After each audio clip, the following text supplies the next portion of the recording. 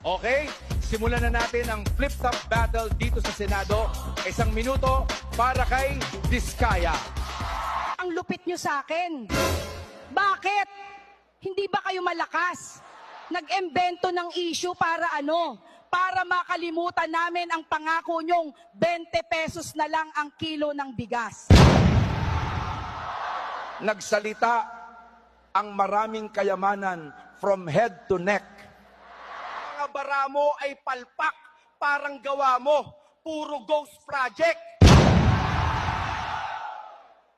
Wow! Ghost Project, nagsalita ang perpekto, puro salita, hindi aktibo. Masyado kang pabibo, hindi kasi totoy bibo, mukha kang panis na embutido. Embutido daw. Ang pangit mo mag-rhyme.